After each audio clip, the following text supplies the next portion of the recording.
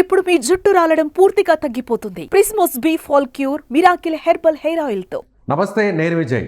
ప్రముఖ సినీ choreographer Johnny విషయంలో జనసేన తీవ్రంగా స్పందించింది. గతంలో జానీ మాస్టర్ జనసేన పార్టీకి అనుకూలంగా ఆయన ప్రచారం నిర్వహించారు.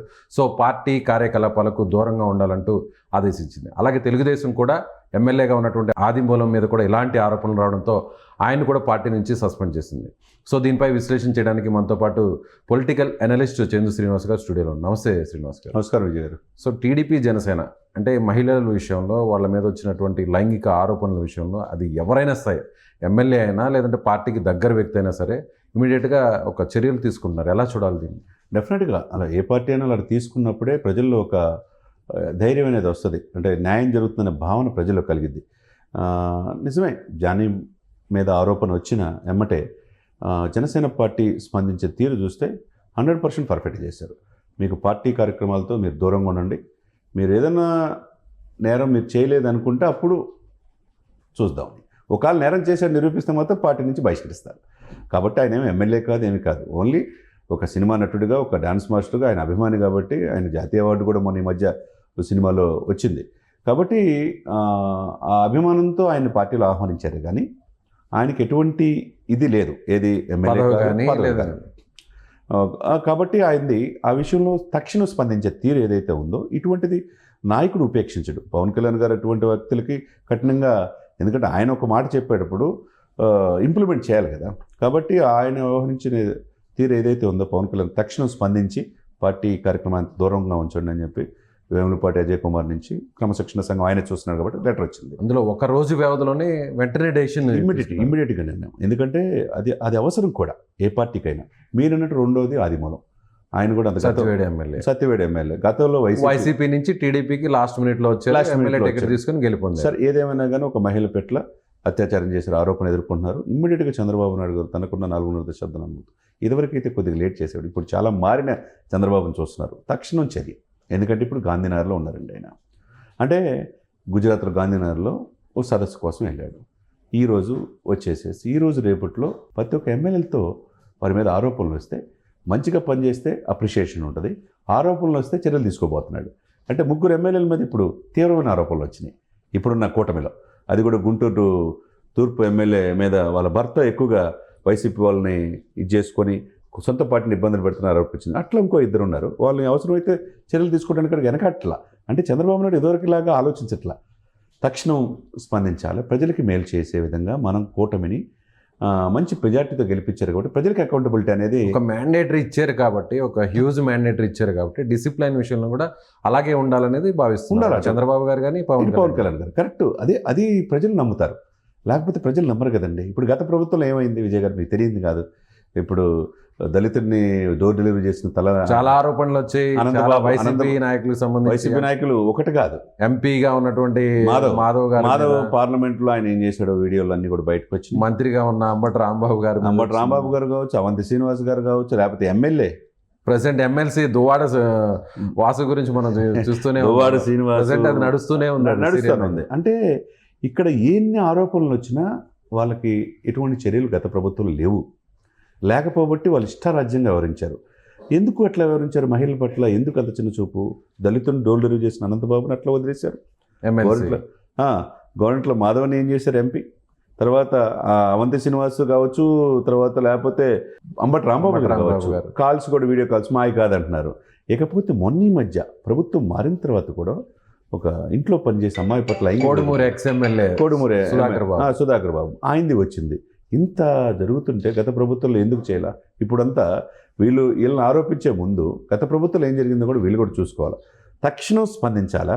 ఎవరికైతే ఆరోపణలు వచ్చినాయో పార్టీ నుంచి ముందు బహిష్కరించే, ముందు పక్కన పెట్టేసేయాలి యాక్టివిటీ నుంచి. అప్పుడే మిగతా వాళ్ళకు కూడా ఒక ఇది ఉంటుంది, మన మీద ఒక కన్నేసి ఉన్నారు అధిష్టానం, పార్టీకి నియమ నిబంధనలకి ఇది చేసి ప్రజలకు అన్యాయం చేయాలన్న భావన కావచ్చు, ఆడపిల్లలను మోసం చేయాలన్న ఆలోచన కావచ్చు, వేరే వాళ్ళకి జోలికి వెళ్ళి వాళ్ళని ఏదైనా చేయాలనే తలంపు వస్తే భయపడేటట్టుగా ఇప్పుడు కూటమి వ్యవహరిస్తుంది. దాన్ని మనం అందరూ అప్రిషియేట్ చేయాలి. సో కంపారిజన్ చూస్తే అటు వైసీపీ కావచ్చు, టీడీపీ కావచ్చు, జనసేన కావచ్చు, ఈ 3 పార్టీలకి డిసిప్లైనరీ విషయంలో వెంటనే నిర్ణయం తీసుకోవడం, యాక్షన్ తీసుకోవడం విషయంలో ఎలా కంపేర్ చేయాలి? డెఫినెట్గా అండి కంపారిజన్ అవసరం కూడా ఈ 2 పార్టీలకి. ఇప్పుడు మీరు అన్నట్టు జానీది నిన్నటి నుంచి జరుగుతుంది. నేషనల్ ఒక నెల్లూరు నుంచి వచ్చిన వ్యక్తి జాతీయ స్థాయిలో అవార్డు పొందాడు. మొన్న ఈ మధ్యనే అవార్డు పొందటం, గుర్తింపు తెచ్చుకున్నాడు. అదేవిధంగా ఓకే, మంచి కొరియోగ్రాఫర్ అని. కానీ ఒక లేడీ ఆరోపించినప్పుడు ఆమె ఆధారాలు కూడా చూపించినప్పుడు అంటే అది తనలో నిజమా అబద్ధమా అనే విషయాన్ని పక్కన పెడితే ఆరోపణలు వచ్చిన వెంటనే ఇమీడియట్ గా పార్టీ కార్యకలాపాలకు దూరంగా ఉండాలని ఆదేశించారు. ఆరోపణలో ఇప్పుడు ఏంటంటే ఆమె చెప్పింది నిజమైంది అనుకో, జానీ శిక్షార్హుడే. అది ఎవరు తప్పించలేనిది. అతని మీద రేప్ కేసు పెట్టారు, మిగతా సెక్షన్స్ కూడా పెట్టారు. అతను ఇప్పుడు వాట్ అనేది ఆమెకు మెడికల్ సర్టిఫికేట్ తీసుకోవాలి, ఆమె ఎవిడెన్స్ సమర్పించాలా. నిజమైన నిరూపించేస్తే అతను డెఫినెట్గా శిక్షార్హుడే. అప్పుడు పార్టీ నుంచి అసలు పార్టీ సంబంధం లేదుగా చేసే అవకాశం ఉన్నది. పూర్తి కాలం, శాశ్వత కాలం ఇంకా పార్టీ సంబంధం లేకుండా బహిష్కరిస్తారు. ఇప్పుడు ఆనంద్ తల ఈయన ఆదిమూలం దొరికారు with evidence to video calls, ఆయన్ని బహిష్కరించారు, పార్టీ నుంచి తీశారు. ఆయన గతంలో వైసీపీ ఎమ్మెల్యేగా పనిచేసి చివరి నిమిషంలో టీడీపీలోకి వచ్చాడు. అక్కడికి మళ్ళీ టీడీపీలో ఎమ్మెల్యేకి గెలుపొంది. ఇక్కడ ఎవరనేది కాదు ముఖ్యం సార్. అతను సినిమా నటుడా, అగ్ర హీరోనా, లేకపోతే జాతీయ స్థాయి అవార్డు అనేది ముఖ్యం కాదు. అతను ఎమ్మెల్యేనా, గతంలో వైసీపీ చేసిన ముఖ్యం కాదు. ఎవరైనా ఈ కూటమిలో ఒకటే అనేది స్పష్టమైన సంకేతం నాడు చంద్రబాబు నాయుడు గారు ఇచ్చారు, నేడు పవన్ కళ్యాణ్ గారు ఇస్తున్నారు.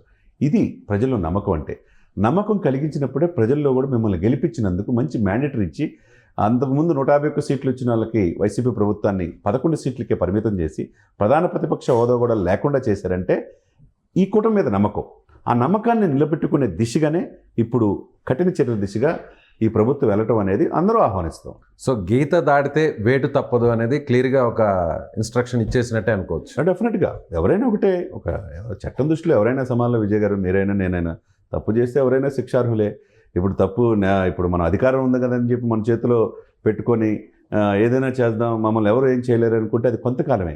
Success there is no short cuts. అట్లనే మీలో ప్రతిభ ఉంటే ఎదగొచ్చు. అదేవిధంగా నేను ఏది చేసినా నాకు ఒక పార్టీ అండదండలు ఉన్నాయి, నేను ఏది చేసినా కరెక్ట్ అనే భావనతో ఉంటే మరి ఏంటి పరిస్థితి? ఇప్పుడు అనంతబాబు విషయం చూసాం. ఆయన దళితుడిని డోర్ డెలివరీ చేసిన మాత్రం వాస్తవమే. 5 నెలలు జైలుకి వెళ్ళారు. జైలు నుంచి వచ్చిన తర్వాత ఇదే వైసీపీ ప్రభుత్వం దాదాపు 2000 మందితో భారీగా ఊరేగించారు ఆయన్ని. అదే వ్యక్తి అసెంబ్లీలో వీ వాంట్ జస్టిస్ అని బోర్డు పట్టుకున్నాడు. మరి అంటే చూడండి, ఇప్పుడు ఇది ఎక్కడ న్యాయం? అనేక ఆరోపణలు ఇప్పుడు జగన్మోహన్ రెడ్డి గారి మీద కూడా 32 కేసులు ఉన్నాయి. ఆ కేసులు ఎప్పుడైతే దోషిగా నిరూపించబడతారో అప్పుడే శిక్షార్హులు. అనంతబాబు మీద మీరు చెప్తున్న అనంతబాబు మీద, ఎమ్మెల్సీ ఆయన మీద డ్రైవర్ని డోర్ డెలివరీ చేశారు, తర్వాత మీరు అన్నట్టు జైలు నుంచి బయటకు వచ్చినప్పుడు ఊరేగించారు. రీసెంట్గా ఒక వీడియో కూడా వైరల్ అయింది, ఆయనకు సంబంధించిన ఒక పర్సనల్ వీడియో కూడా ఉన్నాయి. వీడియో కాల్స్ ఉన్నాయి, వీడియోలు ఉన్నాయి. ఇవన్నీ కూడా గత ప్రభుత్వంలో మేము ఏం చేసినా చెల్లుబాటు అవుతుందని వివరించారు. ఇప్పుడు ఈ ప్రభుత్వంలో మేము ఏం చేసినా చెల్లుబాటు అవుతుందంటానికి అక్కడ ఉంది ఎవరు? గబ్బర్ సింగ్ ఉన్నాడు, పవన్ కళ్యాణ్ ఉన్నాడు. ఆయన ఉపేక్షించేది ఏం లేదు, ఎవరైనా ఒకటే అని చెప్పేసి ఉన్న వ్యక్తి. ఆయన తప్పు చేస్తే చూస్తా ఊరుకోడు. అదేవిధంగా చంద్రబాబు నాయుడు నేను మారిన మనిషిని చూస్తారన్నాడు, చూసి ఆయన చెప్పినట్టుగానే ఎవరిస్తున్నాడు. ఇది ప్రజలకి అకౌంటబిలిటీ. పారదర్శకంగా ఉండాలి. ఎమ్మెల్యే అయినా, ఎంపీ అయినా, ఎవరైనా నాకు ఒకటే, నా కొడుకు అయినా, లోకేష్ అయినా ఒకటే అనే మాట చాలా సందర్భాల్లో చంద్రబాబు నాయుడు గారు అంటున్నారు. తప్పు చేస్తే ఎవరైనా శిక్షార్హులు అంటున్నారు. ఇదివరకు లాగా లేట్ చేయట్లా. కాబట్టి ఈ స్పాట్ డెసిషన్ అనేది అవసరం కూడా. Right sir.